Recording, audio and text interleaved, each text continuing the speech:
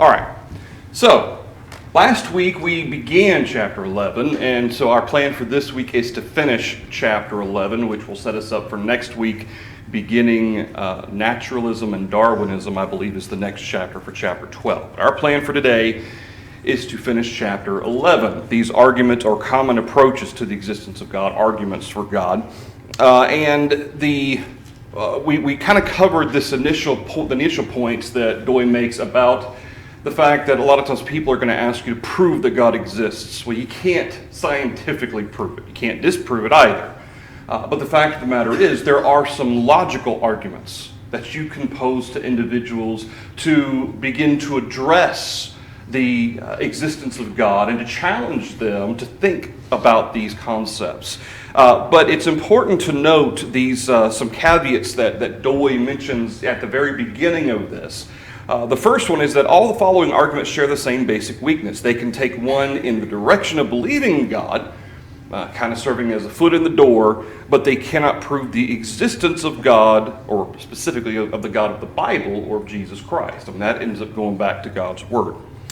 Nor can these provide the kind of scientific proof some are seeking. And ultimately, if somebody's going to have a mind that they're not going to be convinced, then they're not going to be convinced. It doesn't matter what you say.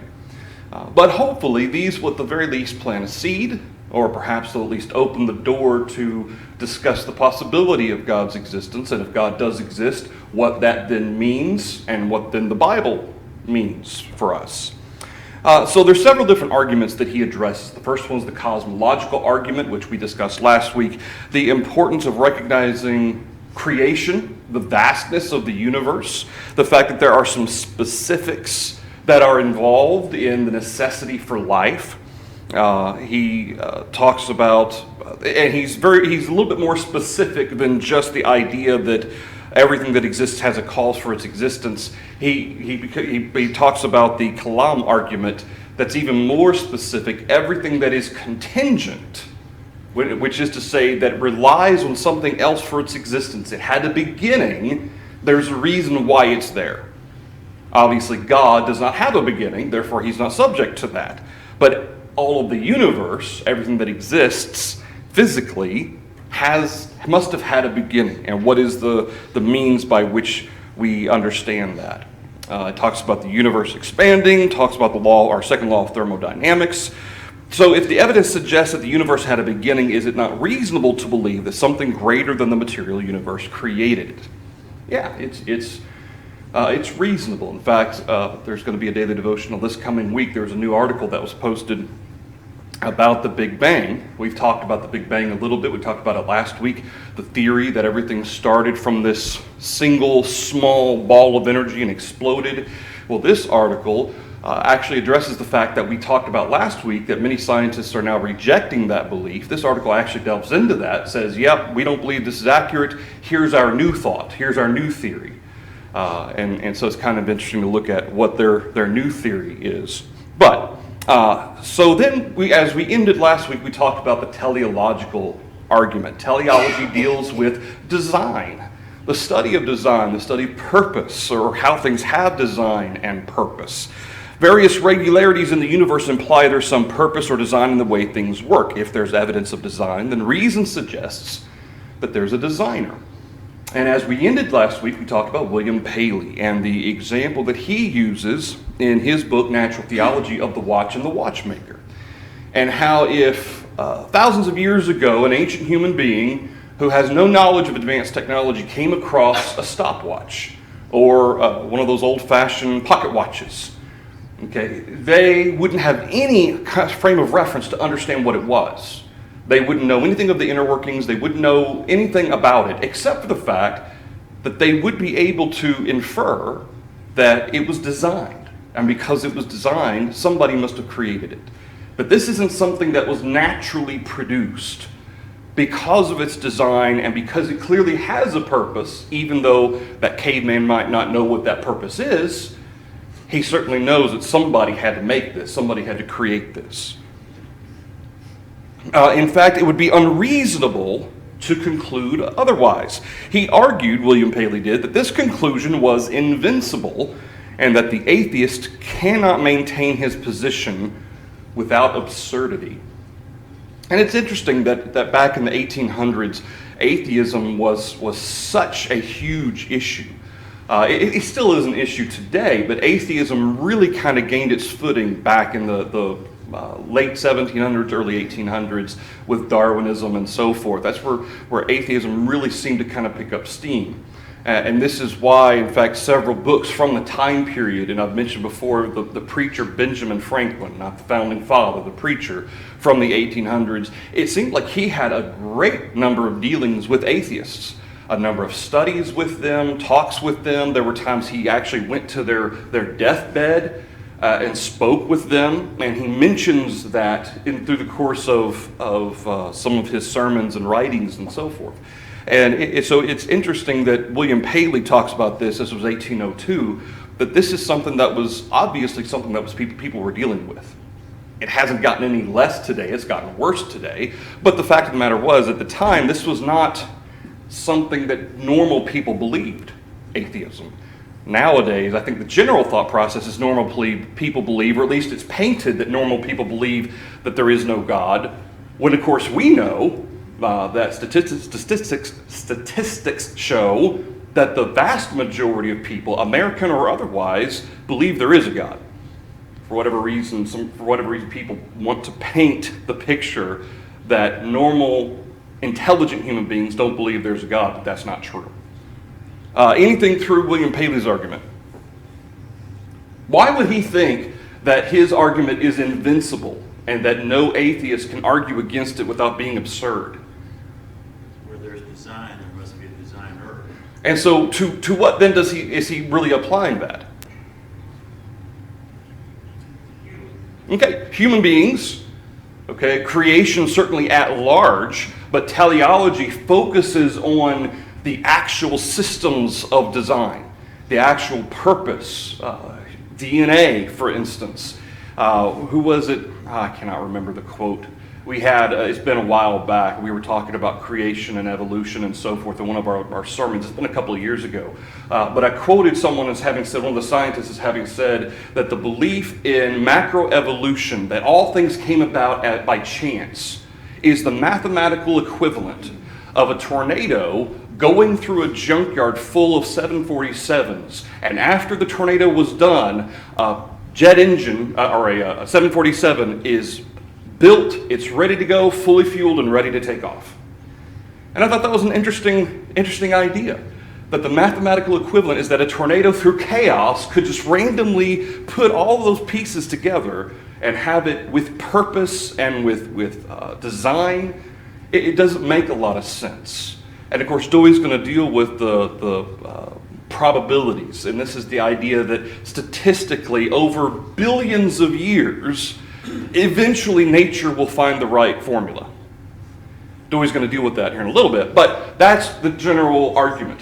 Well, if you keep having a tornado go through over a billion years through that junkyard, the odds are maybe it'll get there. No, even from that perspective, it doesn't work. But that's kind of the concept. So today we are more likely to hear about the evidence of fine-tuning. And this is even more specific to the concept of teleology, to the idea of design and purpose. That is, everything is just right for life to exist on Earth. In fact, we've even talked a couple of times about some of these points. Robin Collins provides a few examples of this. If the initial beginning of the universe had differed only slightly in strength, it would either have collapsed on itself or expanded too quickly. That's like firing a bullet at a target 20 billion light years away and hitting it. From a mathematical perspective, that's what Robin Collins proposes, is that at the beginning, when God created everything, that if the energy involved were any greater or any lesser, it wouldn't have worked. At least based on the principles and laws that God has placed in the universe. If the nuclear force that holds protons and neutrons together in an atom had been stronger or weaker by as little as 5%, life would not be possible. If gravity had been stronger or weaker, and by the context I'm assuming stronger or weaker on Earth, by 1 in 10th to the 40th power, life-sustaining stars like the sun could not exist. If the electromagnetic force were just a little weaker or a little stronger, life would not be possible. Those are all, you think about some of the specifics of what makes life possible on Earth. And of course, God has created it this way for a reason.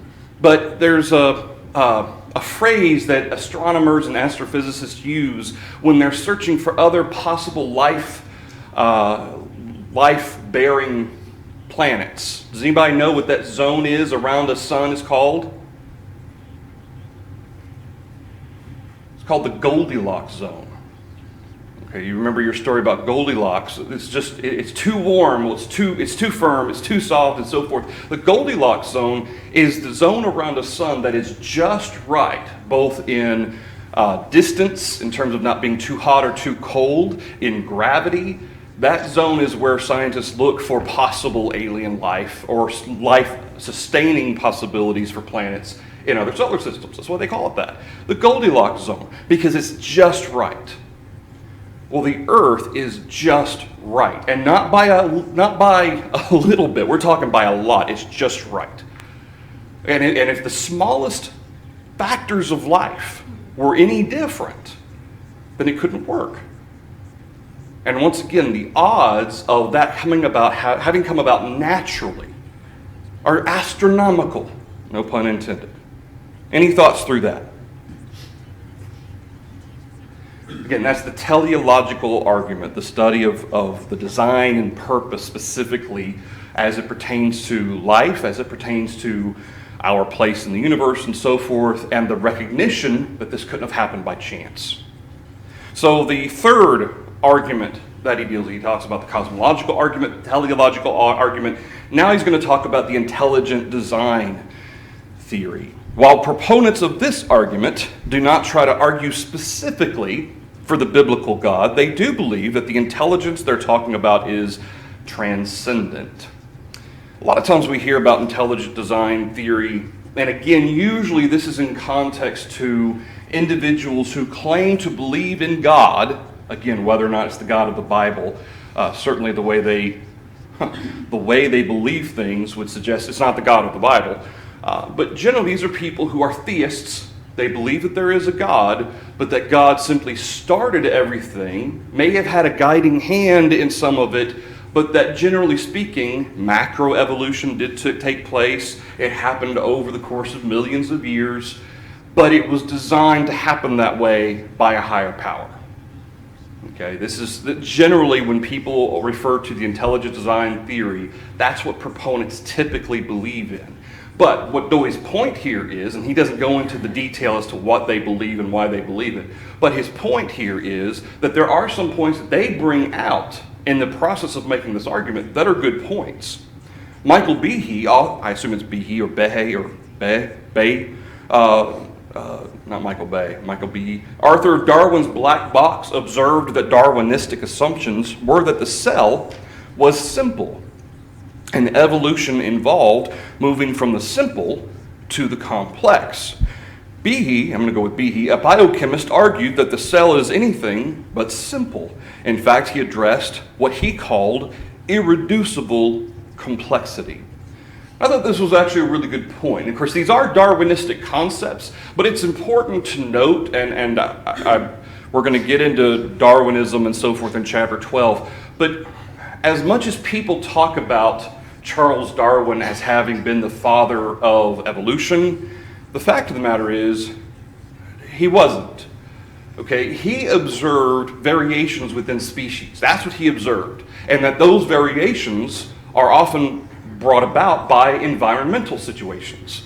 Polar bears are white because they live in the snow and they adapt to their surroundings. That happens today. We can observe that. Okay, that happens to human beings. But when we come to macroevolution, which Dewey's going to talk about in chapter 12, we're talking about how one species then becomes something completely new, a completely different species, or how one species can turn into a different species. That is not what Charles Darwin observed. And in his book on Origins of Species, Charles Darwin didn't really even try to make that claim. It's other people that then took what Charles Darwin wrote and then kind of ran with it. And so when he talks about the Darwinistic assumptions, he's talking about individuals who then ran with it to make Charles Darwin out to be this savior of the atheists, and being able to prove that there is no God, when in fact Charles Darwin himself claimed to be a theist. He believed in the existence of a God. And Charles Darwin himself, in the writing of his biography, he made the case, people assume that I'm atheist, and I'm not. I believe that there's a God. I deserve to be called a theist. He said the odds of all this happening are it's impossible. That doesn't get talked about in school, though, does it? But these Darwinistic concepts, because that Darwinistic or Darwinism has taken on a whole new name, or a whole new meaning from just the name, he argued that the cell is anything but simple. The idea is that we all started as goo. In the prehistoric goo of life, you had single cells, which then evolved into complex cells, ultimately taking on forms, and then from aquatic life, then they sprouted legs, they became land life, and then everything just kind of spread out from there. But it all starts with going from simple to complex. And what Michael Behe's point is that there's no such thing as the simple in those types of concepts. They're talking about simplicity of a cell, when in fact, he says what he calls irreducible complexity is the idea that some structures and processes are complex enough that they cannot have anything removed and still be viable. Gradual evolution does not account for the complexity found at the cellular level. And I thought that was a really interesting point, because the whole idea of macroevolution is that there are some things that started out and there was no purpose in this or in that, or that gradually they developed a purpose. Systems that eventually were formed to accommodate newer and more complex systems. But what Mr. B's point here is that in a single cell, you talk about single-celled organisms. Sometimes people use that as a derogatory insult, single-celled organism. The concept of a single-celled organism, though, includes very complicated processes, some of which, if you were to take those out, it could not function. Which suggests that if there are multiple systems that are relied on by the cell, could the cell have spontaneously kind of just been created with all of those systems in place? No. But that goes contrary to the macroevolution thought process, that it starts out small and simple as could be, and then gradually over millions of years, new little things get added to the point that all of a sudden then you have processes. His point is that the single cell is so complex by necessity of its very function that you can't have a single cell without the complex processes involved. It doesn't exist. It doesn't work without those complex processes. Gradual evolution does not account for the complexity found at the cellular level. Any thoughts through that? Next point that he makes, so strong have such arguments been that Antony Flew, one of the most famous atheistic philosophers of the 20th century, finally changed his mind. Though he did not change to believe in the biblical God, Flew still moved in the right direction. The only satisfactory explanation for the origin of such end-directed, self-replicating life as we see on Earth is an infinitely intelligent mind. I thought that was really telling, that Antony Flew, who was atheist apparently for a long time, and very vocally so, then all of a sudden changed his mind based on arguments like this that they are scientific, but they're more logical science than they are, test tube or experimental type of things. That's science, okay? These are scientific facts, but those scientific facts then bring up logical questions that atheists cannot answer and have no answer within science to be able to apply to it. I think that's pretty, that shows the effect that some of these arguments can have. Any thoughts through the intelligent design theory? All right. The fourth and final one that he's going to talk about is the moral argument. This one at its surface is fairly simple, but when utilizing it or discussing it, it can be somewhat complex in the logic involved. Why do people argue or believe in right and wrong? People will argue over right and wrong, but people have a standard generally that they believe that is right and wrong. Those who argue that morals are relative to an individual society still have behavioral lines which they believe it is wrong to cross. On what grounds can anyone say that anything is right or wrong? And this kind of supplies the fundamental approach to the moral argument. That everybody, practically everybody, I mean, there may be a few who have absolutely no beliefs of right and wrong. I've never met anyone like that. You could say that they have loose morals, which is to say that how they define morality is a whole lot more what they believe everything is right and maybe very few things are wrong, but they still have certain lines that they think are wrong, certain things that you can't cross or else you're wrong.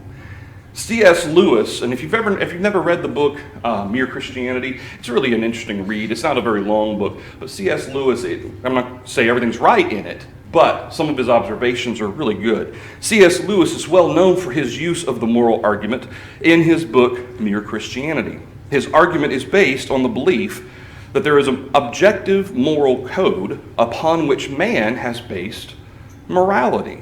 According to Lewis, atheism acts inconsistently when it denies objective morality, for even atheists will try to tell others how they should act.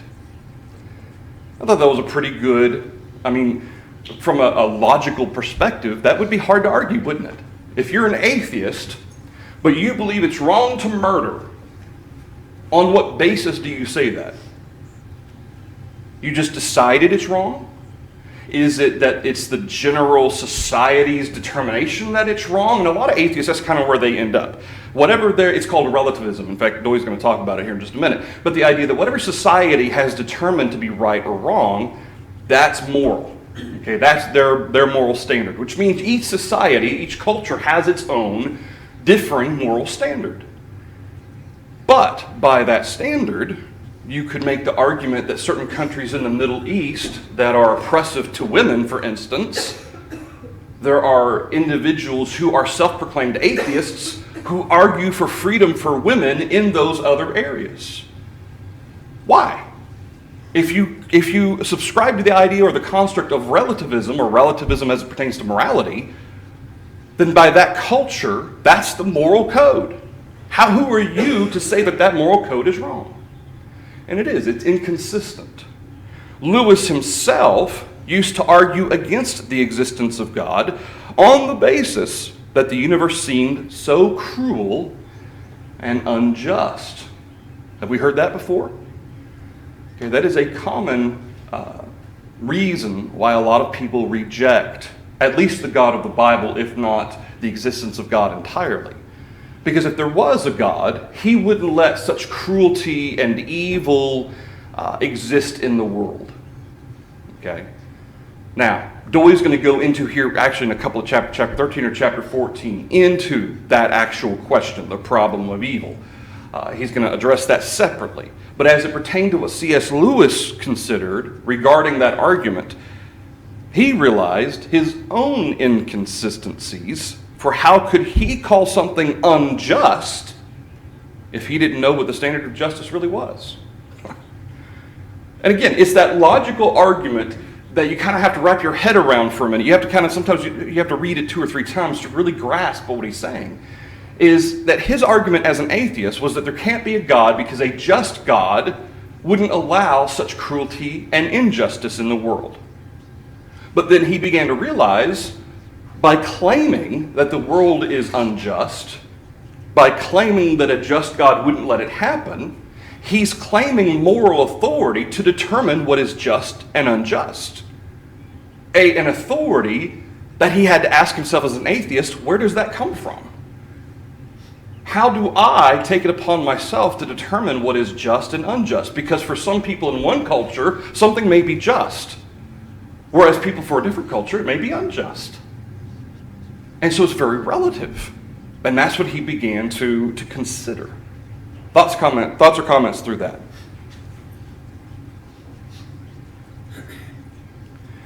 Moral behavior of any kind is based on some sort of standard.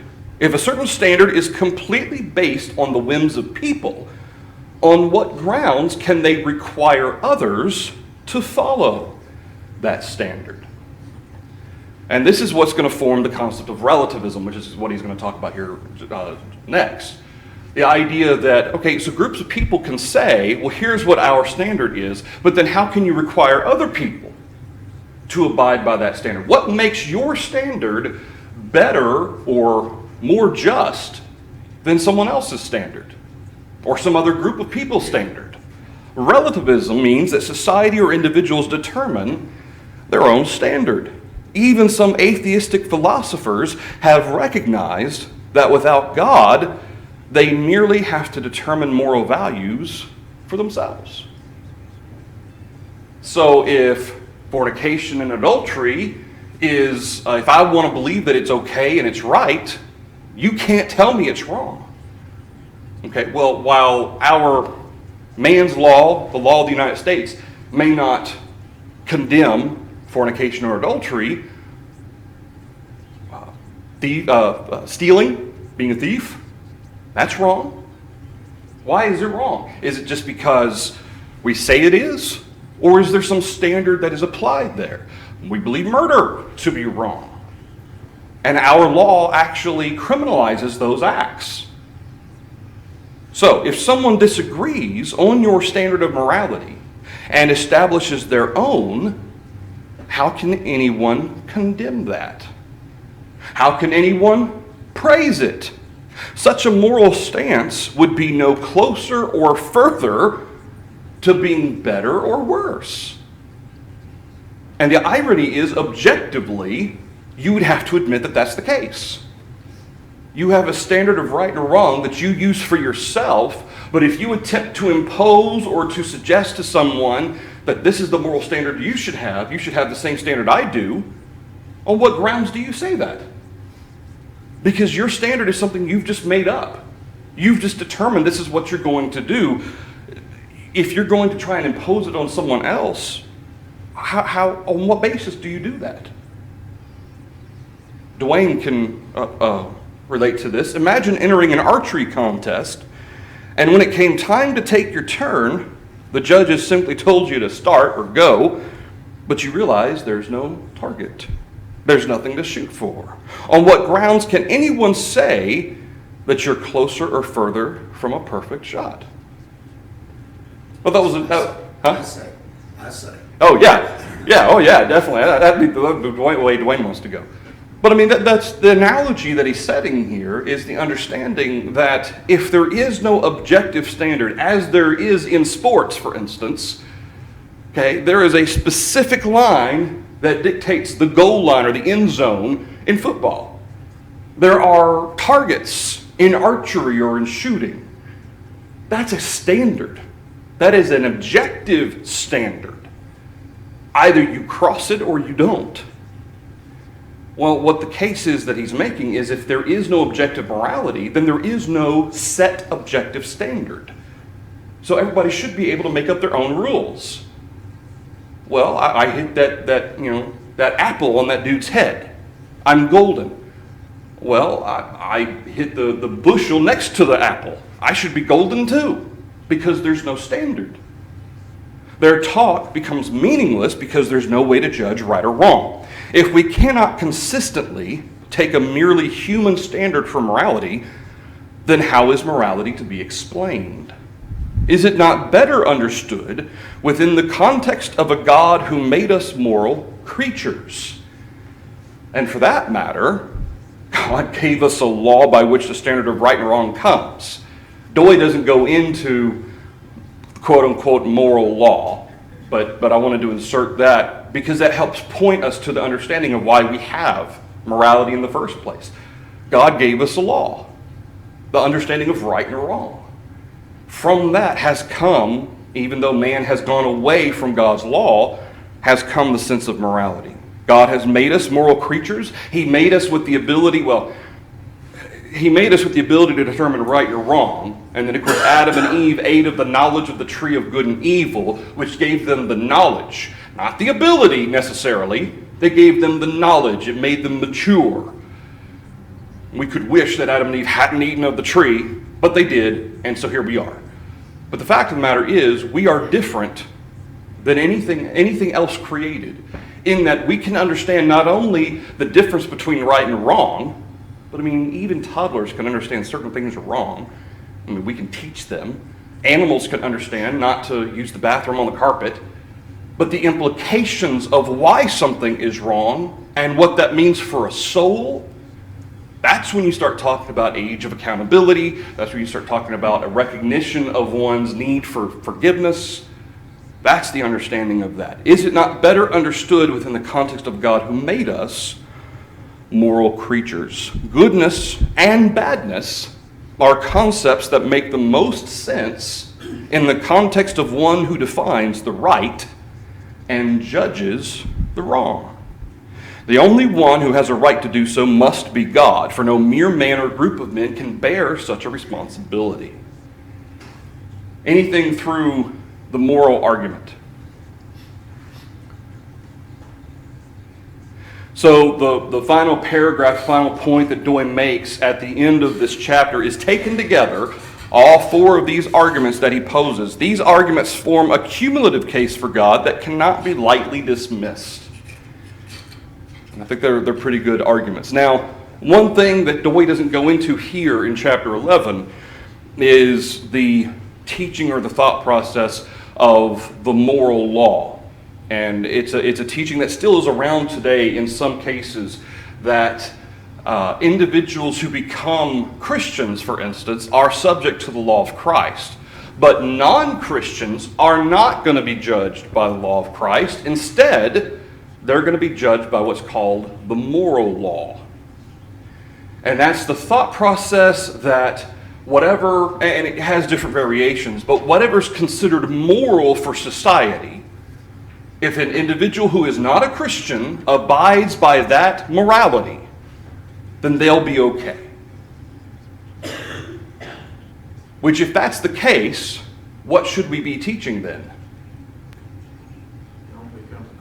Don't become a Christian. Okay, we should be teaching the quote-unquote moral law instead of burdening them with the additional understanding of Christ and Him crucified and what's required of you for salvation and so forth. And so it really doesn't make much sense, but it's the belief that God didn't give man a law from Adam and Eve. He simply gave them a code. And so this moral code is what man has had until practically the Mosaical law, and then we've become to have some specifics after that. But there are some Christians who believe that. Some, and I say Christians literally, there are some members of the Church of Christ who believe that there was a moral code, and still is a moral code for non-Christians, but Christians are subject to the law of Christ. Now obviously that's not particularly on point of making the case that Doyle makes, which is why he doesn't cover it. But I feel that's important to address because God gave man law, not just a code, He gave man law. From Adam and Eve, we see that in the sacrifices that Cain and Abel make, all the way through to Abraham and Melchizedek, as we noticed on Wednesday, who was a priest of the Most High God. For there to be a priest, there must be some system of priesthood, some means by which that law is applied. Then, of course, you have the Mosaic law and the law of Christ. Larry? This was alluded to a couple slides back about, it said that atheism acts inconsistently. Yeah. I would reword that to say that people that believe that atheism, that their conduct is, that you talk about moral law. There's two things that I can think of that are consistent throughout all cultures. That is, everyone knows it's wrong to murder without cause, and everyone knows that it's wrong to steal. Everyone recognizes that principle. Well, it doesn't matter what they teach. You know, they teach that this atheism is true. Well, look, you don't have to answer them with all these arguments. Just look at what a rational person would do. How would they conduct themselves if they were married and someone came in and murdered their wife and burned their house down? How would they conduct themselves? Mm-hmm. Would they act as if there was nothing wrong with that? Mm-hmm. If they would, then we would conclude that they had self-inflicted mental problems. Mm-hmm. And if not, then they're appealing to an inward form of justice that God has already said that everyone has a sense of right or wrong that's Mm-hmm. put into them. That's what Romans in part talks about, Romans 1. Yeah. And so, you know. And of course, that concept though from Romans 1, as Paul made the case, I mean, from the beginning, even the Gentiles had law, even though they went away from it, and it became incorporated into a moral code or a moral law. They worshipped false gods and so forth. They weren't obedient to the law of God. And so, yeah, I mean, atheism, it on its face, and ultimately for most people, okay, for most people who claim to be an atheist, generally speaking, it is a claim of convenience. Most of them will not have put the thought process into it to defend logically the concept of atheism. For most of them, it's because they don't want to believe in God. Okay, in fact, that's what Romans 1, Paul even talks about. They did not want to retain God in their knowledge. So they created false gods, idols, and as we talked about before, the entire origin of idolatry really was they wanted to make God in their image. They wanted to do what they wanted to. And so they made gods for themselves that would allow them to do what they wanted to. Atheism is just another form of that. To be able to do what I want and to have the excuse that no one can judge me for doing something wrong because there is no God. Whether they're atheists or they believe a false God, it all results to the same thing. I can do what I want. All right, anything else through that? All right, let's cover the questions very quickly. What are the strengths and weaknesses of arguments for God's existence that focus on scientific and moral issues? Let's deal with the strengths. If you did not necessarily specifically of any of the four, but all four together, what would be the strength of an argument like that, which we know has an impact? Are there any easy answers for an atheist to argue from regarding those arguments? Okay, it puts people in a position where they have to think. And unfortunately, there's a whole lot of lack of thinking in our society right now. People go along kind of with the flow, people go along with what's said without actually thinking it through for themselves.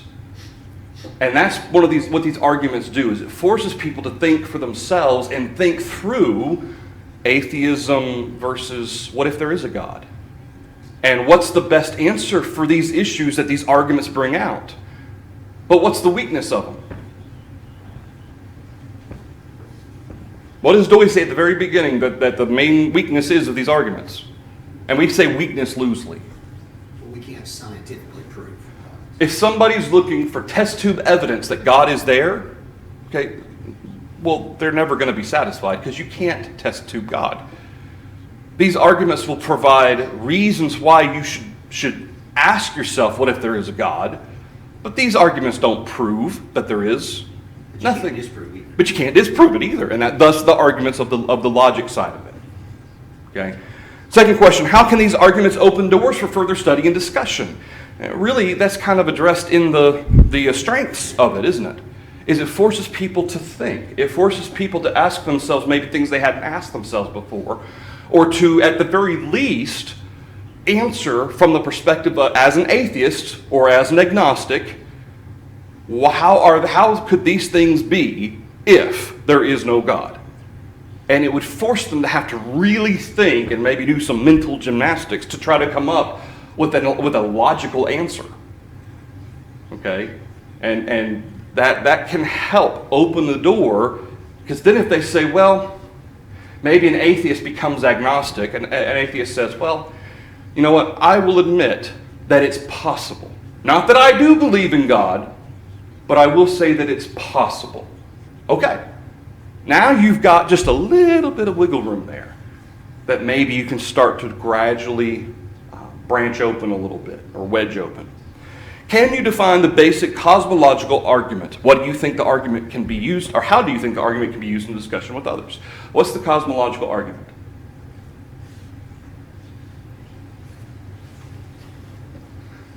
What's a basic way to explain the cosmological argument?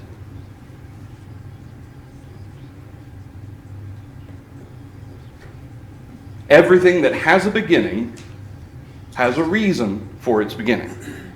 Okay, that's probably the most fundamental way to describe it. Everything that has a beginning, which even the scientists argue that the universe had a beginning, we can see the universe expanding. Well, then what caused it to begin, if that's the case? It's cause and effect. It's cause and effect. Okay, it is cause and effect, but it always very careful to make sure to mention that that everything that had a beginning, because God didn't have a beginning, okay, so He has no beginning and no end. But everything that has a beginning had a reason for it to begin. What started it? Okay, that's the cosmological argument. Okay, we will finish up with that question and the last 2 or 3 here, and then move on to chapter 12. Thank you, everybody.